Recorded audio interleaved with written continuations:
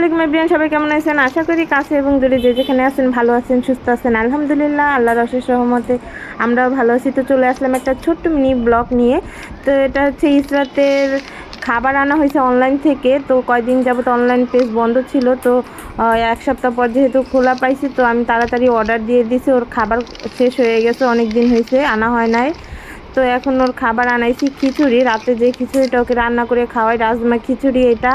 আর হচ্ছে সুজি, স্পেশাল সুজি। তো এই যে স্পেশাল সুজিটা 250 গ্রাম আনছি। আর হচ্ছে রাজমা খিচুড়ি এটা 1 কেজি আনছি। 1 কেজি ওর প্রায় 3 মাস চলে যাবে। তো এখন ওকে আমি সুজি রান্না করে খাওয়াবো, কারণ অনেক দিন পর আজকে সুজি আনছি। তো ঘুমাইতেছে, ও ঘুম থেকে উঠলে ওকে খাওয়াবো। আমি এদিক দিয়ে রান্নার জন্য সব কিছু রেডি করে নিছি। ও এখন উঠে যাবে ঘুম থেকে। তো এই যে আমি সব কিছু রেডি করে নিয়েছি, সুজি, তারপর হচ্ছে খেজুরের রস, সাগুদানা, আর হচ্ছে ঘি, আর হচ্ছে দুধ। তো দুধটা আমি গরম হতে দিয়ে দিছি। এখন আমি এটা রান্না করব। তো এখন প্যানটা দিয়ে দিছি, এখন দিয়ে দিব পরিমাণ মতো ঘি, 1 চামচের মতো ঘি দিব। তো এখন সুজিটা ভালো করে ভেজে নিব, যাতে যে একটা সুজির যেটা কাঁচা গন্ধ আছে গন্ধটা না আসে। তো এটা যেন ঘি একটা ফ্লেভার আসে, এই কারণে সুজিটা ভালো করে ভেজে নিলে কিন্তু খেতে অনেক স্বাদ লাগে। তো আমি ওকে এইভাবেই রান্না করে দেই সুজি। তো এখন আমি সুজিটা ভালো করে ভেজে নিছি। এখন আমি খেজুর ভিজিয়ে যে ম্যাশ করে রাখছিলাম ওই পানিটা এখন দিয়ে দিব ছেঁকে। তো পানিটা দিয়ে দিছি। এখন আমি ভালো করে এটা মিশিয়ে নিব, কারণ দানা দানা হয়ে রয়েছে সুজিটা, এই কারণে। তো এখন আমি সাগু ভিজিয়ে রাখছিলাম, তো এখন সাগুটাও দিয়ে দিলাম। সাগু 1 চামচের মতো নিচ্ছি। সাগুটা ভিজিয়ে রাখলে তাড়াতাড়ি রান্না হয়, এই কারণে আমি ধুয়ে প্রথমে ভিজিয়ে রাখছি কতক্ষণ, 10 মিনিটের মতো।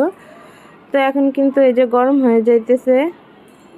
এখন আমি একটু পরপর নাড়াচাড়া দিয়ে নিব, যাতে নিচে লেগে না যায় কড়াইতে। সাগুটা কিন্তু লেগে যায়। এখন সামান্য পরিমাণে তাল মিস্ত্রি দিয়ে দিব, যেহেতু খেজুর ম্যাশ করে দিছি 2টা খেজুর। তো তাল মিস্ত্রি অল্প পরিমাণে দিছি, বেশি পরিমাণে দেই নাই। তো এটা কিন্তু ঘন হয়ে আসছে আর সাগুটা হয়ে আসছে। এখন আমি দুধ জাল দিয়ে রাখছি, এখন কিন্তু এই যে দুধটা দিয়ে দিব। এখানে 1 পোয়ার মতো দুধ আছে।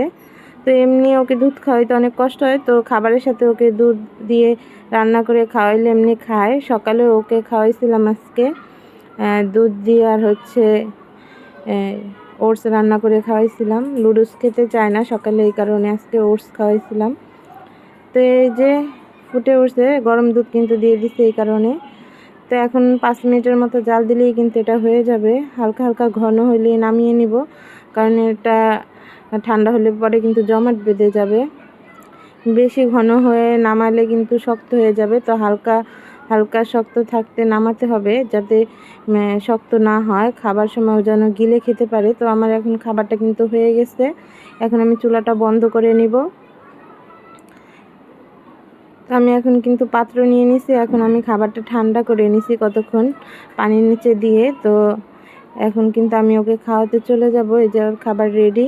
তো এই যে ইসরাত ঘুম থেকে উঠছে, উঠে কিন্তু বিছানায় আছে, তার মামিও আছে সাথে। তো সে খেলা করতেছে আর টিভি দেখতেছে। তো এই যে আমি ওকে খাওয়াইতেছি, সবাই মাশাআল্লাহ বলবেন।